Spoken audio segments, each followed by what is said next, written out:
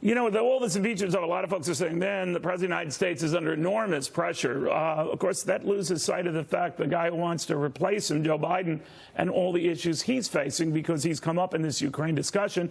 Then there's Bernie Sanders facing his own issues on health, Elizabeth Warren, her own issues on stories that seem to change by the day.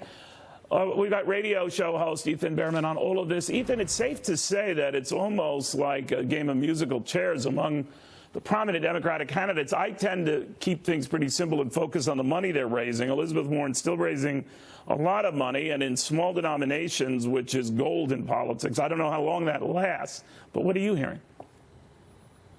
Well, pretty much the same. This is part of the primary process, Neil, which is to sort through the issues and sort through the candidates, find where their strengths and weaknesses are.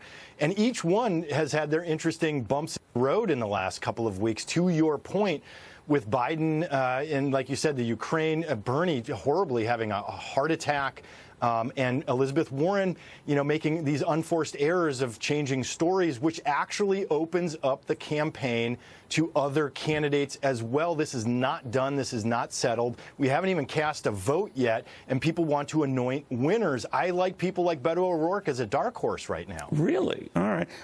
Ethan, let's stick to that point here. I'm going to bring Anthony Chan, Scott Martin, Brooke Rogers here. My panel here. Brooke, the Beto O'Rourke thing is interesting, but he's not the first guy who said that. In other words, someone else emerges who's not in the talked-up sort of league of candidates. Yeah, I don't necessarily see Beto as the dark horse that others might. I haven't really seen a lot from him that I'm impressed by, and I don't really see him doing well as much in the polls. Dark horses, Buttigieg maybe, although he's sort of disappearing out of the public eye as well. He hasn't gotten as much media attention as he did during the first part of his campaign. Kamala, potentially. A lot of the people who we thought, like Cory Booker, who we thought in the beginning were really impressive, are falling back. So I think it remains to be seen, but I'm not sure if it's Beto. Yeah, Ethan, I don't get that. This is Scott Martin, by the way. Love your tie, too. I don't know where you shop, but props, nice work. Can you explain that, though, as far as the dark horse with Beto, or maybe even Buttigieg or Kamala or Cory? Because in first-name basis, I guess, with Cory. It's like, how could they reemerge, though? Because it feels like, to Brooke's point, they are so far behind, they've almost been completely forgotten. I mean, Neil and I were talking, we haven't even seen Pete Buttigieg on any kind of speaking or on TV in at least like a couple months.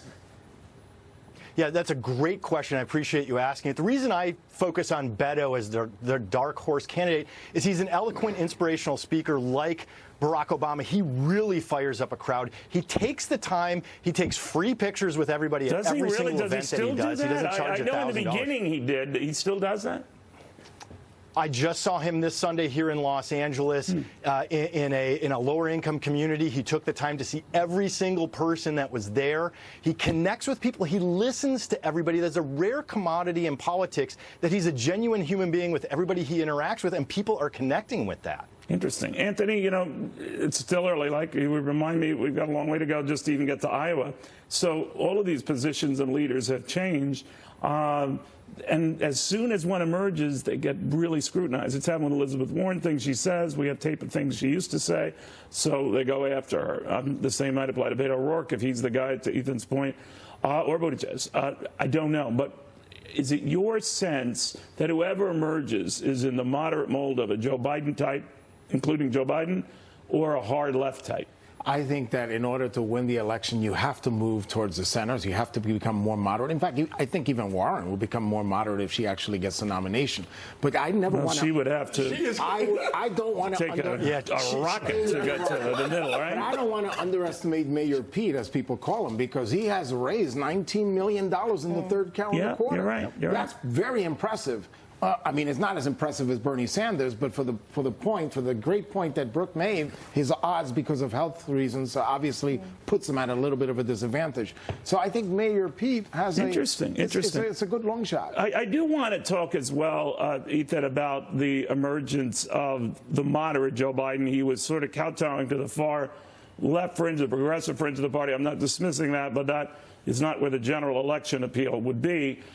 Even with his student loan plan, he's not calling for student loan across the board forgiveness or that it all to be paid for by Uncle Sam down to college educations themselves. What do you make of that and that approach? It's going to be a bumpy ride getting past the progressives, but in a general election, it might sell. Yeah, I agree with you. He's trying to play both sides right now, to your point, Neil, which is, the college debt problem is a very serious issue here in the United States. If you're under the age of 40, it is looming over you if you went to college at all. It is something that needs to be addressed. It's going to hold back the economy if we don't do something about it. So he's trying to play both sides, which is, hey, we're going to do something about it, but we're not going to go full Warren and Bernie about it and appeal exclusively to the progressive wing, because remember, the voters who show up at the polls, while the progressives have a tendency to be younger and louder, statistically speaking, and in the 2018 midterms, they don't show up at the polls as much as the older, whiter voters. So you have to play both sides right now, and that's what Biden is trying to do. We'll see if he pulls it off. I think he's talking about your generation, bro. We often are talking about my generation. Right. I mean, it's just drizzle and you stay home. Right? Yeah, I think that a lot of millennials, especially younger millennials, tend to be very vocal about their political beliefs. Again, like getting them out of the house on voting day. Right. A little bit difficult, but talking about Joe Biden's education plan specifically, I really like it. I went to a community college myself, and his plan is very focused on getting people into vocational education, trade schools, community colleges, and helping people who are actually lower income working class. And I think even more so than the student debt cancellation of Warren and Bernie's plans. And so, do young people recoil at, here, we're going to give you all this stuff? No, I don't think by and large. I personally, I think that there's a practical point of how, okay, you're going to give me all this, how are we going to pay for all of it? Right. But I think a lot of people, they do tend to lean toward more left-wing politics. Does that really come up, though, Brooke, in your generation? Because sadly, I'm not in her generation either anymore. I look very close. Really close, guys. I mean, the vitamins need to start working. Like, do you guys really, though, think, Brooke, like, how are we going to pay for this? Just as far as, because that's something that, like, old fogies, like, if I may say, the three of us say sometimes. But do you guys really think about? I have ties older than you. So well, I don't know why you love me as well. Okay, my man. It's like, but what about that, though, Brooke? Do you guys actually sit around and talk at the bar, or the juice bar, about like how it's going to be paid for? All the free stuff that's coming down the line. Well, there's cereal bars now. That's where we all go. Yeah, such a dork. I think they dispense with candy bars, I guess. No, you just fill a bowl with cereal. Got it. Understood. It's like a milkshake food. Sure. No, I think that a lot of people in my generation, they see it as, oh, well, it'll just come out of the military budget, or the details aren't as important to them as the overall idea of what it could be. And I would appeal to people more to, we're looking at an enormous federal deficit. I think that people maybe need to be a little more pragmatic about how we actually are going to pay for these. I think, Ethan, what gets Scott most upset is that they're targeting the very rich, and he feels like he's got a bullseye on him. Should he feel that way? He should.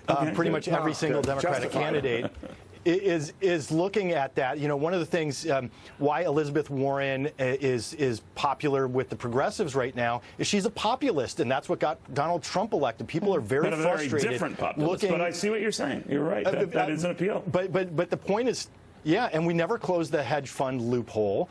We actually lowered tax rates on the wealthiest, and people see that, younger people and older people who are retirees who are struggling to make it, they see that and they go, wait a minute, you're talking about cutting a benefit for me, and yet these really rich guys are still getting away with paying very little comparatively in taxes. Well, and that's an I've been issue. trying to tell all the Scott Democrats this for years, and he wouldn't listen.